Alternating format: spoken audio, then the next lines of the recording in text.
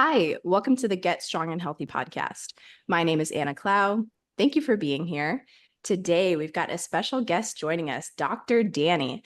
Danny is a physical therapist who I met the other week. We chatted, connected because we live kind of close by. Danny is the owner of Eclipse Wellness in Sterling.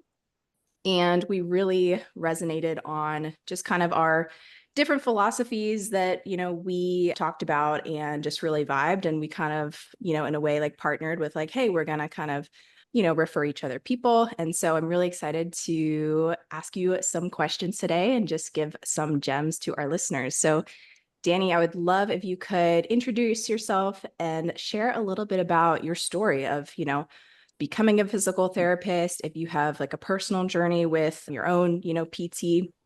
And then also if you could dive into some of your philosophies kind of as a physical therapist that you could just share a bit about who you are. Awesome. Well, first of all, thanks for having me. Honored to be on, of course. Like you said, it was really cool meeting with you. I've obviously seen a lot of your stuff online, listened to the podcast, stuff like that before. And so it's good when you meet someone who, like you said, you can have different means and methods and everything depending on your field. But at the end of the day, your philosophies and your principles are what matter. And so you can be a trainer, coach, physical therapist, massage therapist, whatever it is. But if you have those same principles of wanting to get people better and help people and that passion, everything, that's really what brings that sincerity through and helps you connect across different fields. So my story is I grew up in Herndon, so local guy from Northern Virginia, and just like I feel like in PT school most of my class at least had a similar story where you're an athlete and you get hurt and you don't know what physical therapy is, and they're like, go to physical therapy, and you're like, okay. And you go to it and you're like, hey, I really loved it. I was a baseball player through high school and I hurt my elbow pitching, classic. And I ended up going to physical therapy because they didn't know what was wrong with me. They didn't know what to do with me. And they're like, oh, I'll just go to PT. And I really liked the experience. I would say, in hindsight, it probably wasn't the best physical therapy in terms of, it was a lot of, giving you the same exercise every day, just basic band stuff, arm bike, things like that, like a little bit of hands on, and then just some ice and ultrasound and stuff. So in hindsight, it probably wasn't the best care, but I really loved in the environment. And my mother was a nurse, and I always wanted to do something healthcare related, but I didn't want to do something with like too much blood and guts. So physical therapy, it was like, okay, I kind of love this. And I ended up just kind of sticking with it through, junior year of high school, all the way through grad school and everything. And that's kind of what I rolled with. And I think that in terms of my philosophies and everything, we started Eclipse Wellness, my wife and I, because we wanted to give high quality care and do what we're best at. And so that's why it's great to connect with people like Anna, because, I pride myself on being the best physical therapist I can be. My wife's a dietitian. She's the best dietitian she could be, but then also connecting with people in the community who do similar things, who are rock stars at what they do, and saying, hey, let's let them do their thing. We're going to do our thing. We're not going to try to wear a bunch of hats that we're just not good at. We're going to dial in on the things we do and really crush that. And so that's kind of part of what we connected about is, doing our thing and doing that really well and saying, hey, if this is not my thing, why am I going to take the time to try to learn all this versus just saying like, go see Anna or go see whoever, because they're already great at what they do. It could take me years and get to their level, but like, why am I going to waste time with that? So that's kind of our philosophies with things like that. And specifically physical therapy, I would say, where we kind of share, obviously, with a lot of trainers and stuff like that, is movement first. And so that's kind of what we're trying to promote is minimal interventions, moving as much as you can. And that way you kind of get someone back to where they need to be faster versus saying, oh, let's take 6 weeks off. Let's, do this kind of stuff. Don't do anything. And then, people get worse and we're like, oh, what happened? Well, because you didn't do anything for 6 weeks. And so we really promote, movement first, as active as possible, take away as little as possible, and get in touch with trainers, people like that, just to kind of get them rolling as soon as possible. It was a long-winded answer to your question. No, I love it. And I would love for you to dive into that a little bit more because I think it's very much almost people's first thought is, oh, I just need to stop, doing Mm-hmm. this to heal. I just need to stop everything. I need to rest, Mm-hmm. whatever, which like I'm sure there's truth in that. But like, Mm-hmm. where do we take it too far? And how can someone like sort of look at themselves and say, all right, I need maybe more movement or I need something different? So I think that it all comes at the end of the day of how you look at your body. And most people look at their body as it's a fragile organism and it's amazing it doesn't get hurt. And so our natural reaction is, when we get hurt physically, I mean, I'm sure like emotionally and stuff like that too, is you kind of just, you hunker down and you shrink your world and you say, I don't want to do anything unless I can prove to myself it doesn't hurt. And really, that's the opposite of what we should be doing. I'm 32 years old. And so if I hurt my back, stepping funny or something like that, or chasing my son around, I have done something like that probably thousands, tens of thousands of times bending over. If it hurts me one time, then that was probably a fluke. That doesn't mean I shouldn't bend over for the rest of my life, which sounds like an exaggeration, but you see more and more people who have been told, whether it's by another healthcare provider or Dr. Google or whatever it is that they went to, where they're told, your back won't hurt if you just don't do this. And it's like, yeah, it won't hurt. But then what is your long-term kind of quality of life? And I feel like as healthcare providers, we've kind of sold out for the idea of, avoiding red flags, avoiding pain, all that kind of stuff. Where if you don't do anything for 6 weeks and your back doesn't hurt, then maybe that's a successful outcome to a physician of, you don't have any pain, whatever, but are you able to do things you want to? Are you able to play with your kid? Are you able to lift weights if you want to? You want to run? You want to go up the stairs? Are you able to do those things? And so I think that we need to kind of shift in healthcare how we're thinking about things, more functional based, more individual based of what is it that this person wants to do. Because if you don't want to run, then I don't really care if you can run. But if you want to be able to run, then my goal should be getting you back to running, not just saying, oh, your knee doesn't hurt anymore. Great, cool, you're good to go. Yeah, absolutely. And I'm curious how important you think someone's, I guess, mindset is when it comes to their healing process and like the level of maybe like fear that they have within about their issue. I know that personally, I've seen this play out in just, my own clients and just kind of like diving into the mindset world myself. This stuff is really fun for me to talk about. So I'm curious if this kind of means anything to you. Yeah, for sure. I think that, like I said, I usually tell people there are two types of clients that I have. I have the people that I have to push and people that I have to pull. So the pushers are the ones where it's like I say, hey, go home and do like 10 squats or something like that for your rehab. And they come back the next week and they're like, hey, I didn't have time to do it. It's like, you don't have time to do 10 squats? Okay. I kind of see where we're at. Versus the people where you're like, hey, I want you to do 10 squats. And they're like, hey, I did 1,000 because I figured that was more and better. And it's like, okay, now we need to pull back a little bit.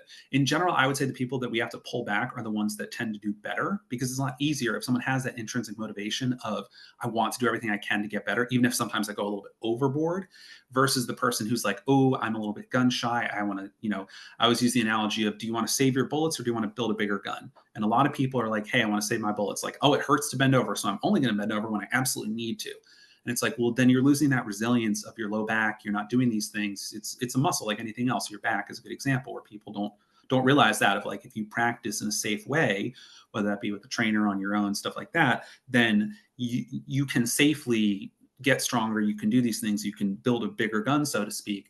And you start looking at yourself less as fragile and saying, oh, if I got hurt, it's because I wasn't strong enough yet. And so I'm going to do everything I can to get to that strength, instead of saying, oh, I can't do that now because I will never be able to do that. And, it's obviously, as we get older, we age, we lose muscle, all that kind of stuff that happens.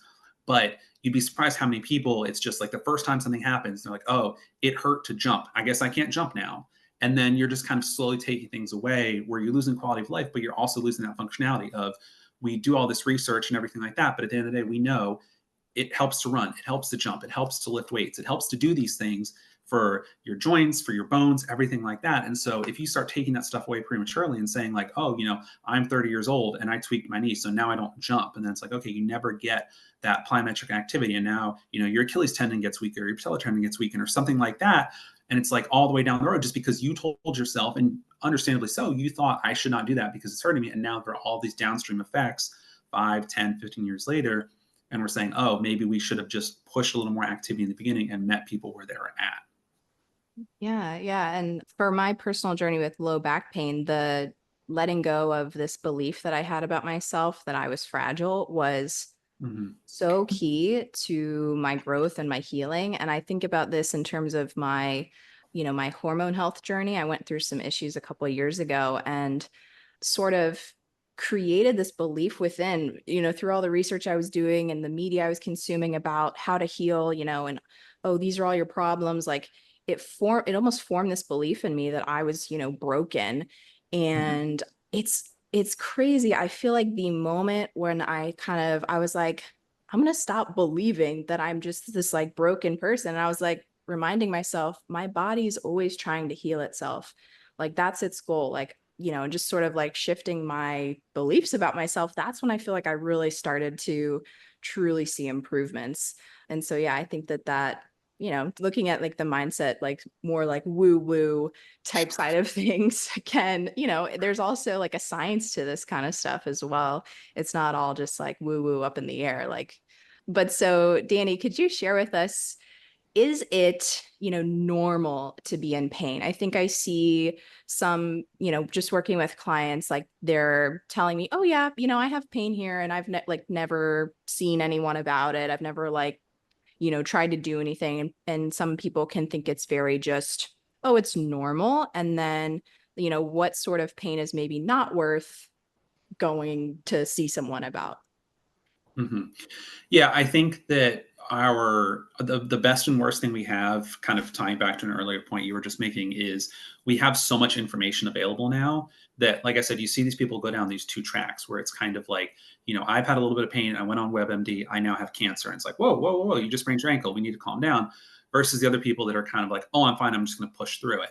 And neither one is the right answer. Just like anything else, it's a gray area. It depends, is my most famous answer as a physical therapist. And so I think that we have to understand what pain is. And I think the mistake people make is they think that pain is an objective thing when really it's a subjective thing. So what that means is, we used to think hundreds of years ago, like pain was just purely, I poked you with a needle, therefore you had pain. There was damage to the tissue. And that's not really the case. Some examples that I always like to give people is think of something called phantom limb pain, which is people who, you lose your arm or something like that. And people will say, I have pain there. And they have to go through all this therapy and everything like that. They're feeling pain in something that literally doesn't exist. So how can it be that pain is actually correlated to tissue damage? Another example I always give people is, you're telling me your back is in 8 out of 10 pain or whatever it is. Imagine that, your son is inside the house and the house is on fire and you're going to run in to get him and you're not going to feel the pain in that moment. So it's not that the pain isn't real. It's just that our perception dictates everything of how we feel things. And so if you're conditioning yourself, like you said, to be looking at the pain, then you're going to be hesitant to do things because of the pain. But if you're looking at it and saying, oh, I can just blow right past it, then you're also kind of missing the point of it. The reason we have, pain and memory and stuff like that is because, thousands of years ago, like you saw your buddy get eaten by a saber-toothed tiger and you were like, oh, I don't want to get eaten by the tiger. I don't trust that anymore. So like we need to notice these things and know them, but we don't need to completely let our lives be ruled by it. And so pain, if you're doing something that's out of the ordinary for you, pain may happen and that's okay. So if you're someone who's, I normally deadlift 250 pounds and all of a sudden I'm going to try 275 today, and you have a little bit of pain because you do that, usually what I tell people is if it goes away within 24 hours, especially if it doesn't get worse during that time, it's totally fine. If you're someone who normally runs 5 miles and for whatever reason you run 7 miles, not super advisable, but some pain may happen there. If within 24 hours that's gone or significantly decreased, then you're probably fine. If you find yourself getting like sharp pain that doesn't change based on position, then yeah, that's a big red flag. But if it's something where you say, oh, I ran too much and now my knee's a little swollen and it feels okay, and I give it a day or two and it feels fine, it's just like I take it a little bit easy, then that's probably fine. You don't need significant intervention. Now, if you're having pain with regular activities, like you're someone who likes to lift weights and every time I squat, my knee hurts and I can't change my form or anything like that, then it's kind of like, okay, now that pain is your body saying it can't handle something. Does that mean there's necessarily tissue damage? No, but it means that your body is putting up some sort of yellow light caution saying, I'm not comfortable with this movement. Now, it may just be that you need to tweak something, or maybe you do just need to push through it, but you definitely want someone to look at it to rule all those things out. And so that's usually where, we kind of talk about, and I'm really passionate about minimal intervention. And so I always tell people about like the pyramid of healthcare, which is, the very tippy top, that point is like the orthopedic surgeon. And then the middle is kind of like physical therapists, people like that. And the bottom would be coaches, trainers, people like that. So if your knee hurts when you're squatting and someone is a client of yours and you're able to say, okay, let's, tweak how we're doing things. Let's turn our toes out a little bit, whatever it is. Oh, the pain's gone. Okay, cool. You fixed it. The pain's gone. It's taken care of. If that doesn't work and you don't have anything in your toolbox, you then send them up the pyramid to a physical therapist, whoever that is. And then we work on it and say, okay, we try all this stuff. And if it doesn't get any better, then we say, okay, maybe we need to go see a surgeon. Maybe we need an MRI, something like that. But the problem with our world now is that people want, the highest quality care right away, which is good, but then they're rushing to a surgeon who has a 2-week backlog just for a sprained ankle. And you're taking all that time, you're resting. They're just going to tell you to ice and do an x-ray, and it's going to be kind of useless sometimes. And in healthcare, we have this unique phenomenon where, if my car breaks down on the side of the road, I'm not looking up like the F1 director or something like that. If like you have to look at my Camry, I'm saying like I'm just going to take it to a reputable place nearby. And if it's a big issue they can't fix, then they'll send it somewhere else. But in healthcare, we're so quick to be like, we live in around DC. So people will be like, oh, who's the surgeon for the Commanders? I need to see him about my knee. And it's like, you have 2 out of 10 knee pain from squatting. Like you don't need to be going way up the chain where you're waiting weeks to see this person. You're going to see him for 5 minutes and then they're going to tell you everything's fine. You need to go see Anna, or you need to go see someone like that who knows what they're doing. And it's kind of like, okay, they can work with me or I can kick it up the ladder. And if you do get to the point where you do need to see someone, then that's the case. And so that's kind of how we should be treating pain is minimal intervention, only doing something if it's affecting your day-to-day stuff. But if that's the case, then start kicking up the ladder and actually deal with it. Yeah. Yeah. And I'm curious, what are some things that you have changed your mind about, like as, your time being a physical therapist? I'm sure there's like, a couple of things at least, maybe more, but from like when you started to like now, what are some big things that like you've totally shattered your previous beliefs on? So there's a lot. I've been a PT for 7 years now, and I feel like I look back at stuff I was doing a year ago, and I think, wow, that was crazy. I look at stuff I was doing 7 years ago, and I'm like, wow, that was definitely crazy. Because I think that when you're coming out of PT school, you're taught as a generalist because we have to take a board exam. So you're tested on orthopedic, neurological, cardio, respiratory, all that kind of stuff because they're basically making sure you can't kill someone. That's the whole point of the test.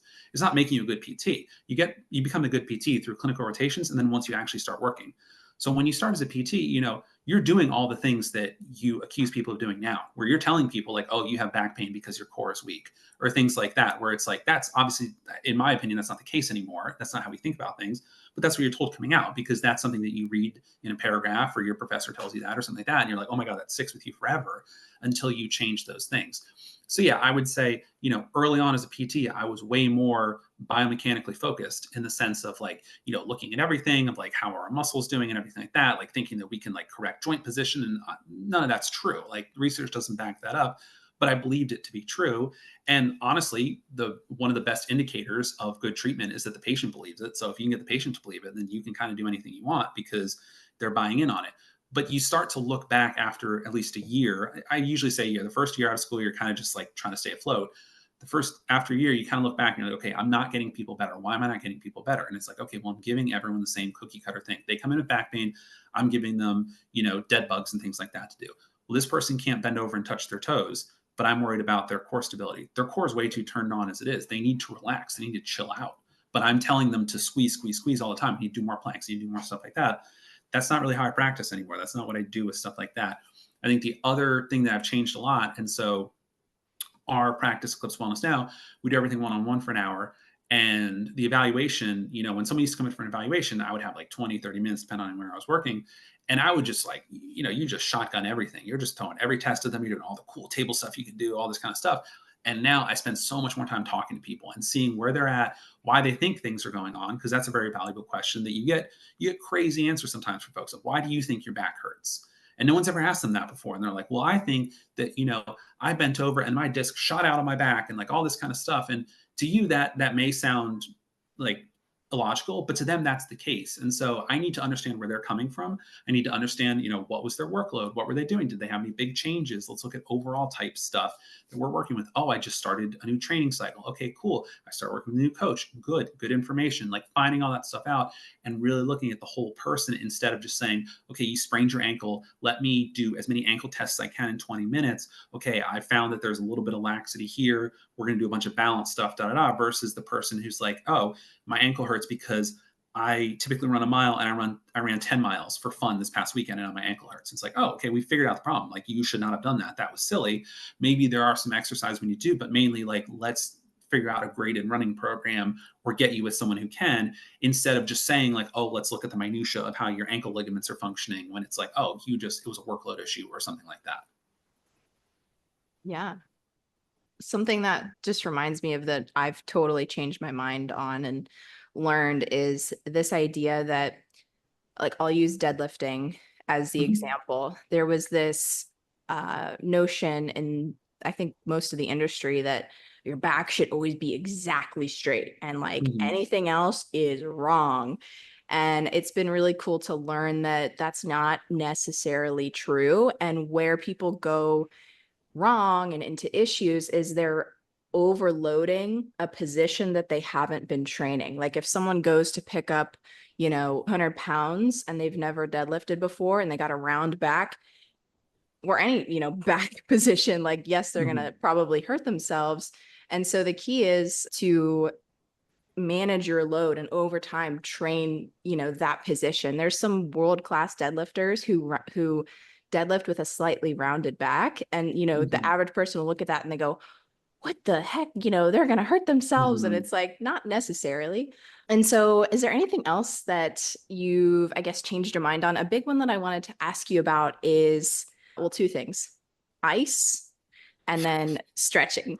These are very controversial things in the whole, PT world. And so I'm curious your kind of stance on those.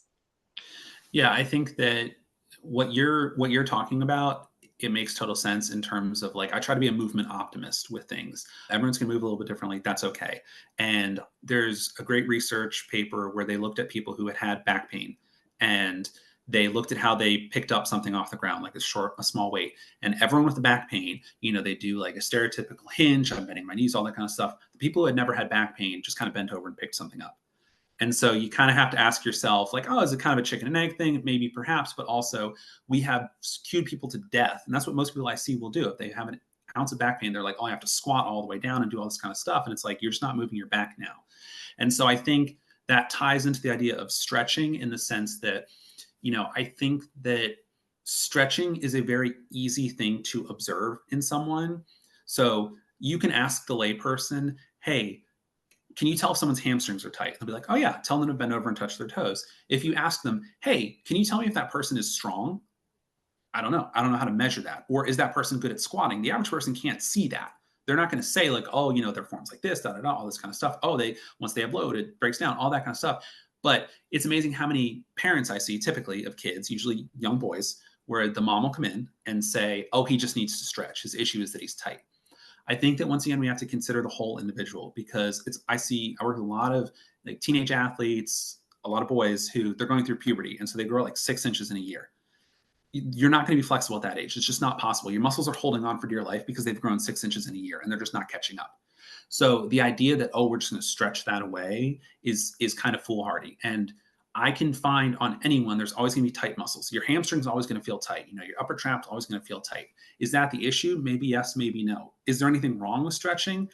I don't know. If you have hypermobility, then yeah, there is. For the average person, there's probably not that much wrong with stretching, but we have to ask ourselves, what are we spending our time doing and what kind of response are we creating? Where if we're telling everyone that their back pain is because they're tight, then they're going to be afraid to lift weights because they think that they're already tight and all bound up. And everyone thinks if I lift, 10 pounds, I'm going to be freaking huge and I can't fit through the door and I'm going to be even more stiff.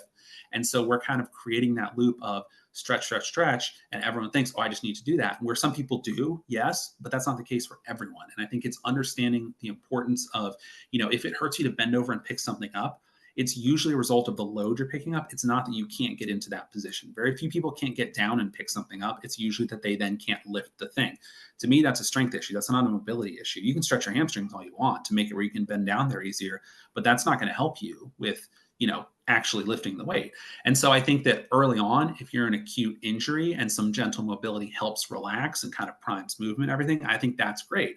But long term, does the average person need to be spending, an hour a day stretching? If they want to, sure, that's totally fine. But mostly your life is going to it's going to tell you what you need and you're going to maintain that mobility. So yeah, if you sit all day at work and you want to stretch your hip flexors and kind of stretch the opposite movement, that can be helpful. But once again, it kind of depends on what you want to do. If you want to just sit all day, then like it doesn't really matter if your hip flexor is that tight, you're sitting. Now, if you also want to then do lunges and run and stuff like that, yeah, you probably want a little more mobility there. So you could go after it.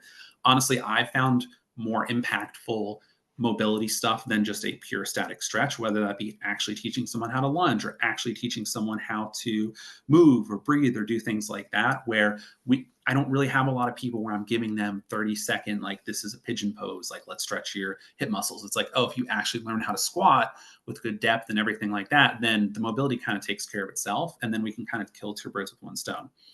The icing thing, once again, movement optimism, the idea that we need to just sit in ice has been kind of debunked by research. The whole rice idea, I don't even entertain it anymore, but I still see physicians who are promoting that, which is very disheartening because obviously people go to a physician and they're told that this person knows everything. The guy who created rice in the 70s was like, oh, actually, I was wrong about that. Shouldn't have done that. That was a mistake. I think what I always tell people too is, one, they've done research. The idea that if I'm icing my back, that the ice and the coldness is actually penetrated to the depth I need is kind of not true. Your skin's getting cold, but like the idea that it's getting down to your muscles or even, God forbid, your disc, that's really far down there. That's pretty, to get that cold, you'd have to like put a lot of ice on there. It's not going to be comfortable. The other thing is with ice, we're so afraid of inflammation, and that's what we're trying to get rid of. Inflammation is your body's healing response. So does that mean that if your ankle swells and it balloons up, you shouldn't do something to help with the inflammation? No, of course not. But we have to understand that our body's inflamed because healing factors are coming in there. If you just throw ice on that, you're slowing it down. It's like the trash is just piling up and there's no trash truck coming to collect it. And so from a physiological perspective, it doesn't really make sense, but also it's really not as effective as we think. And so we want to promote movement early on as soon as we can. And as soon as you tell someone to just rest and ice, then that kind of checks off in their mind, I need to be fragile versus I need to be moving as much as I can. Yeah. Yeah, the inflammation thing, I hear that a lot from clients is like it's what's the word? It's demonized in, I think, especially the media, especially lately. It's like everything is, your cortisol is effed up and you're inflamed, and it drives people to be like, oh, I just need to like do yoga and like walk, and like anything else that's like inflammatory, I need to avoid. And that's really unfortunate because, for a lot of people, getting stronger, doing some of those things that are acutely like in the moment, inflammatory in the short term can be extremely beneficial. I had a client who was like, yeah, I was a little sore, so I took some Advil. And I was like, ooh, I don't, necessarily want you to do that, because that's kind of gonna, blunt that inflammation response, is gonna help you, heal a bit. So yeah, I think that's definitely an interesting like conversation that is just there's just a lot of misinformation and conflicting stuff out there. Yeah, and it's hard because, as a healthcare provider and everything like that, you have to know the limits of what people are willing to accept. And so when you have that initial conversation with someone who's coming in because their shoulder hurts and they're like, oh, I ice it every day. Sometimes people are willing to have that conversation of, maybe the ice isn't helping. It might be making it worse, but it's definitely not helping. And some people aren't willing to have that conversation. And that's okay, because at the end of the day, I tell myself the ice probably isn't doing anything, in all honesty. So if they're able to move and exercise and everything like that, and they think the ice is really helping them, then I have to pick my battles of, I have to maintain that therapeutic alliance. And especially the first time you meet someone, like the first evaluation, to kind of come in guns blazing and be like, everything you thought was wrong. You should not be doing any of this. People kind of check out when you do that because, part of my role as a physical therapist is to guide you along this process. It's not to, I'm not doing this for you. And so I want people to come out of, whether they see me one time, 10 times, whatever, I want them years down the road to be like, oh, I remember Danny said this and I remember why he said it. Because I think the mistake we make as healthcare providers is we get up on our high horse and we tell people and we say, oh, here are these exercises, do them. We're not telling them why.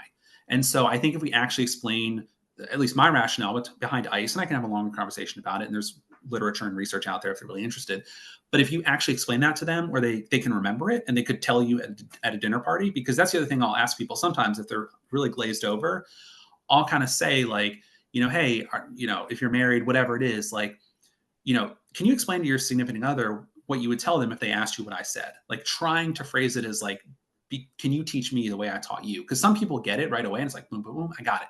Other people's kind of like, I don't totally understand it. Okay, let's rephrase it a little bit so you understand why that is, versus just saying, because we're all conditioned now. We Google something and now we get the stupid AI thing at the top. And so now it just tells us like, oh, take Advil if you have pain. And you're like, oh, okay, I got to take Advil if I have pain. But there's no second level conversation of like, what are we looking for with that? And is Advil great if you have pain? Yeah, of course. And there are times for it. but it's understanding that and making a nuanced decision. And if you can't make that decision, understand it, then finding an expert who can help you, whether that be a physician, physical therapist, pharmacist, people like that. There's a reason we have these experts in the world. And I think that we have a crisis right now where people don't find experts and they just kind of take information all willy-nilly of like, oh, well, it said it was the top result on Google, so it must be true. And it's like, no, if you actually find someone who knows what they're talking about and does really well and is evidence informed and everything like that, then they can provide you that resource. And that's why you should be seeing them. Because a lot of my evaluations too, I see people one time a lot for physical therapy where it's kind of like, let me answer your questions. Let's give you a realistic plan and let's calm down, because you're going to be okay. And it's just understanding those things and saying, you're coming here for my time as an expert. And that doesn't necessarily have to be hands-on care, exercises, things like that. It can just be answering questions that you have, I've thought this for all these years, I should be icing. And you're telling me I shouldn't. That's crazy. I had no idea. Now I know something. That's where the true value is. Like I said, we're years down the road, they remember that versus saying, oh, where did I put those exercises for my shoulder that he printed out for me? I don't remember what they were for, but I remember I'm supposed to do them, versus actually educating someone on, this is why I don't advocate for ice. This is why we're doing this exercise. We're targeting this muscle, this movement. And then you kind of get the light bulb of like, okay, I understand the principles and the reason for it. I'm not just saying like, okay, you said to do these, so like I'm going to do some lateral raises. It's understanding. That's the key for people with any of this. Yeah, I was just at jujitsu this morning and talking to my partner about how when they explain why we're doing something a certain way in the technique, it just clicks and it sinks in and we can, do it again moving forward. So I think, there's kind of a parallel there with like really understanding like why, you're feeling what you're feeling, and that's going to really help people with, their journey, and like having some autonomy, like Mhm. in someone's fitness journey, when they come to me, I always like to say, like, I'm, what's the saying? Like, you're the one who is really like steering the plane. Like, you're the Mhm. pilot and I'm like air traffic control. I want to guide you. But at the end of the Mhm. day, like someone taking ownership for their, whether it be their pain or whether it be, their transformation journey, like that's where we're going to see, I think, the greatest transformation in someone. Yeah, I definitely think that's true. And I think that as physical therapists, we often completely lose the plot of what people need and what's a long term success, like I said before. But I think what I always tell people too is, you know, the physical therapy that I give you, whether it's a week, a month, 2 months, whatever it is, and the exercise I give you, that's not what's keeping you healthy long term. My goal is to get you back to regular activity, regular exercise. And I don't care what that is, if that's yoga, Pilates, spinning, running, lifting, whatever it is. My goal is to get you back to that because, in your fitness journey of your life, you're going along the highway. I'm just like getting you off the exit and getting you back on the highway, where what's really keeping you healthy is, oh, I've been lifting for 10 years, or I've been running for 5 years, I've done Pilates for 15 years, or whatever it is. And so when you are 60 or whatever it is, and you're trying to play with your kid, it's not going to be because, or your grandkid, it's not going to be because of physical therapy exercise I gave you. It's going to be because I gave you the tools that you could help yourself and then get back to doing what you wanted to do. And it's understanding that and saying, what is the priority here? It's understanding so that I can get back to doing what I do. And I don't have that fear anymore of, oh my God, it hurts my back when I deadlift. And it's like, okay, maybe there's a form issue, but also maybe you're just working your back out and it's just not comfortable with this movement. It's understanding. And I always tell people, like imagine if you're doing bicep curls and you woke up the next day and your biceps are sore. You're like, oh, sweet. I got a big pump. Like I'm feeling good. You do deadlifts and you wake up the next morning or good mornings or whatever it is, and your back's a little bit sore or stiff. And you're like, oh my God, I blew out my disc. And it's like, no, like you actually made your back stronger. Your body just doesn't know how to understand that. And so it's trying to educate people on things like that to guide them on the road of like, okay, that does not mean stop deadlifting. Maybe we have to change the volume. Maybe we have to tweak some things, but also it could just mean like, you're going to be okay. Like, it's okay. You're freaking out, whatever. Let's chill out. Talk to me in a couple weeks if you need something else, but otherwise let's do a little bit of exercise, whatever it is. But now let's get you back on the road to, 5 years from now, you're deadlifting 100 more pounds. And because of that, you're able to move from house to house without an issue, things like that. That's what we need to be focusing on as healthcare professionals, not, oh, can I get you out of the pain in the immediacy and look like a genius when doing it? And then, oh, it's a successful, PT, when really it's like, they're coming back to you every few months because, oh, I got to get my back fixed or whatever. Oh, Dr. Danny's the only one who can fix my back and he gets it, whatever. It's like, if someone comes back to me multiple times with the same issue, then it's probably a failure on my part that I didn't educate them enough or things like that. And so that's how we need to start looking at that stuff instead of saying, oh, I'm the one who fixes them and all that kind of stuff. So, Dr. Janney, what is the difference for our listeners? What's the difference between flexibility and mobility? So I think that honestly, all terms at the end of the day are kind of made up. And so I think that it can mean whatever you want it to mean to an extent. I mean, the technical definition would be, flexibility would be like a passive thing. So like if you're laying on your back and I stretch your hamstring, I'm just like pushing your foot up towards your head. Then that's like flexibility. Mobility is typically more, can you get to that position on your own? So like, can you squat down actively or things like that? And so I definitely veer a lot more towards mobility, specifically loaded mobility when I'm, giving exercises and stuff like that to clients because like I said, I very rarely am having people just like stretch their hamstring. A, a lot more effective hamstring stretch is actually learning how to like hip hinge, deadlift, things like that, and put a little bit of weight on there and just do like 10 deadlifts. That's going to give you more bang for your buck than just stretching. And I think that it's also understanding the very transient nature of static stretching in the sense that it helps for like 30 minutes and then it goes away. And so we kind of have to say research shows there's longer term benefits from loaded mobility exercises of if you learn how to squat, you're able to repeat that a couple times a week, however often you're squatting, things like that, then that's going to give you more assistance in mobility than just like doing a pigeon stretch. And so, like I said, we err more towards the side of what are we doing that's most active, that's the least stopping you from doing what you want to do, and promoting that activity usually goes more towards the mobility side than the purely flexibility side. Once again, there's no harm if you want to just like stretch your hamstring and you're like, hey, I want to be able to like bring my knee to my mouth or whatever. That's cool. You can do that. And I obviously know a lot of people, and obviously if you're in certain things like you're in dance or things like that where you need to get those positions, then flexibility can be a way to get to mobility if you're putting yourself in extreme ranges. But for the average person, I would say that mobility is more so what you're looking for. But often, like I said, it's really easy to look at flexibility and be like, oh, my hamstring feels tight if I try to stretch it. Therefore, I must need to stretch it more. When in reality, we're all going to hit a range that's eventually tight. That's the point. Like our muscles eventually going to hit an end range. Even if you're the most flexible person in the world, it's going to say, hey, I can't do any more. And it's understanding, am I able to do what I need to? Okay, let's go more the mobility route to let that happen. Yeah, I've heard people say what you were talking about with stretching is I've heard people say stretching is like sometimes like a band-aid. Yeah, another Yeah. way to put it. And the way I've heard mobility explained, let me know if you would agree with this, is mobility is like having strength and or like stability in that position. That's kind of what you were saying.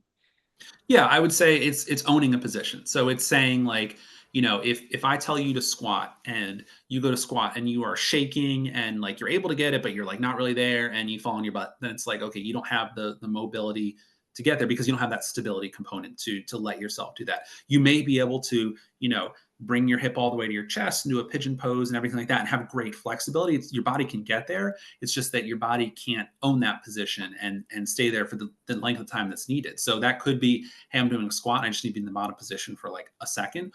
Or it can be, hey, I want to do a yoga position and I want to do a deep lunge holding my knee off the ground for like a minute. Then it's kind of like, okay, that's a different kind of mobility to be able to own that position for a minute. That's really hard. And so that's going to take a little more stability aspect of it, kind of putting the big picture together. Awesome. Thank you so much for sharing that because I think that it's always fun like talking to clients about that. I'm like, do you know the difference? And they're like, no, I don't. But but yeah, so next thing I want to transition to is I want to hear from you a little bit about being, an independent physical therapist versus, one that's in network. I want to, for our listeners, I think this could be just really important to understand because personally, a few months ago, I didn't know that there was even a difference. And I don't think a Mhm. lot of people are aware of like what this side of, the PT world, kind of means. And if you could just share with us a bit about that, I think that'd be super valuable. Yeah. So, I mean, I'll talk about PT because that's obviously what I know, but it's applicable to all sides of healthcare because, at least in the US, we have health insurance. And so we have in network and out of network care. So what in-network means is that, so if I were an in-network physical therapist, I would have a contract with, let's say Aetna. It's a big insurance company. I would have a contract with Aetna where Aetna every year says, this is my rate that I'm paying for, you know, a unit of exercise or manual therapy or ultrasound or whatever it is. And this is what you're going to get reimbursed. And so that could be $1, that could be $10. A lot of these insurance companies base it off of Medicare because that's obviously the biggest insurance in this country is Medicare. They kind of move everything. They kind of decide a lot of this stuff. And so what happens is if you come to me and you have Aetna and you're in network for Aetna, then you pay your copay or whatever it is. Different people have different things. And then you can then later get billed based on what I've determined that your session was worth and what your insurance company is willing to pay. Because what you have is typically a deductible, which is, it can be anywhere from $1,000 to $10,000. It just kind of depends. Where until you hit that, you're having to pay more for your service if it's in network. Once you hit the deductible, the insurance company will cover more of it, things like that. You can see all this in your individual explanation of benefits, stuff like that. But what essentially you have to understand is that your insurance company does not work for you. They are a for-profit entity. Their CEOs are getting paid $50 million just like all the other CEOs nowadays. And so you have to understand that what they're looking at with you saying, I want to go to physical therapy, is they're saying, what is the least amount I can pay for physical therapy that is going to get an outcome that we deem acceptable? So I remember being in school and there was some research study where they said the average person stayed on their health insurance plan. I think it was like 2 years because most people's health insurances are tied to work in this country and then they jump around to different jobs. And so if you're Aetna and you're saying, hey, this person has, really bad hip pain and they may need surgery, I don't really know, or they may need PT for months. Well, in 2 years, they're probably going to switch to Blue Cross Blue Shield. So am I really going to pay for all their surgery or whatever they need or things like that? Or am I going to say, hey, here's a little bit of PT. Okay, your pain went down. You're able to function. Let's kick the can down the road because then it's not going to be my problem. That's how a lot of these insurance companies act. And people think that they're acting from your best interests. And sometimes they are, don't get me wrong. But a lot of times they are acting in terms of minimal cost because they are a for-profit company. So when you come to me, if I'm in network with your insurance, then the insurance company can dictate when they are or not going to pay. So a perfect example, I worked in a place where we had a girl who she had tore her ACL. She was a sophomore in high school. She played a couple sports. And after about 4 months, she was walking pain-free. We were starting a jogging program. Now ACL, you need at least 9 months to come back. And her insurance company said, hey, we're not going to pay for physical therapy anymore because she can walk without pain. And we've determined that that is what she needs to go about her day. Once again, girl, I think she's like a sophomore in high school. She couldn't run yet. And they said, well, that's not necessary. She doesn't have to run. That's not our problem. Because what they're saying, understandably so, is in a few years, she's going to be on a different insurance plan. So that's not their problem, that if she needs a knee replacement because she never got back to running or lifting or anything like that. And so for us with Eclipse Wellness, we are out of network with all insurance providers. What that means is that we have the freedom to charge what we want, but it's also a charge up front. So the other thing you have to understand about being a network is like we had my son a couple of years ago in the hospital. I think it was 8 or 10 months later, we got a bill from the anesthesiology company that it was like $800 because what they do is they submit to the insurance. It takes months for the insurance to get back to them. And the insurance is like, oh, someone's on the hook for $800. Guess what? It was us. And so we try to run our business being out of network the same way a trainer would, a coach would, a lawyer would, things like that. You're not going to these people and saying like, hey, what do I owe? And they're saying like, oh, I'll get back to you in 8 months. You don't buy a banana at the store and then Giant bills you 8 months later and says, oh, by the way, extra dollar for the banana. That'd be crazy. So for us, we have a little more transparency with that. And also there's less cooks in the kitchen because at the end of the day, if I'm in network with Aetna, I want to preserve that relationship above everything else because you may be one patient that's very important to me, but I've got 50 other Aetna patients coming this week. And so I don't want to burn a bridge with them. I don't want to tick them off with anything. And so I'm going to follow their rules. If you're out of network, then what happens is you give someone a bill that they can then submit afterwards after they already pay. And maybe they get reimbursed, maybe they don't, but at least the amount you've already paid and maybe you get something back depending on your insurance. But at the end of the day, we can keep doing physical therapy as long as we want because the insurance company can say, hey, we're not paying. I don't care. That's not my problem. If you're okay with the cost and you're okay with the service you're getting, then we're able to continue as much as is necessary. So you tear that ACL, we'll get you back to running. We'll get back to cutting, squatting, everything you want to do, or maybe put you in touch with a trainer who can help with that.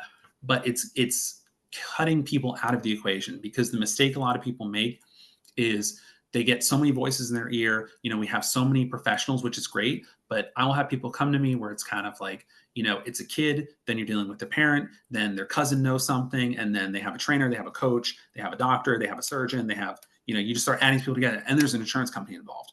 And so we try to cut those things out where it's a one-on-one conversation, or if there's a parent there, whoever it is, things like that, where we're cutting those people out who don't have your best interests at heart. And we're saying, what do you need as an individual? Anna, you're coming to me with knee pain. What do I need to do to get you better knee pain? Not how can I play the game to get Aetna to reimburse me the most? Not, oh, I have to follow their rules. And they're saying that if you have 4 out of 10 knee pain, then you only get 2 visits or something like that. It's giving better quality. Also, we do everything one-on-one because I hate having multiple people in the clinic at the same time unless it's like absolutely necessary. And so the reason that most in-network insurance physical therapy practices have multiple patients is because you are capped on how much you're getting. Aetna's going to tell you, oh, we'll only pay you X amount of dollars for an hour. So the only way you're going to make more money to be profitable is to have multiple patients. For us, that's a deal breaker for me. I would rather upfront charge people more and let them know what that is, but they know they're getting the one-on-one care. That's never going to change. I'm never going to start sneaking extra patients in to try to make a little bit on the side. I'm not going to have techs working with patients because then I can also get reimbursed for that. It gives a higher quality of care and it holds me honestly to a higher standard because if someone's unhappy with me, they can just leave. There's no contract. There's no nothing like that. It's just, hey, this isn't working for me.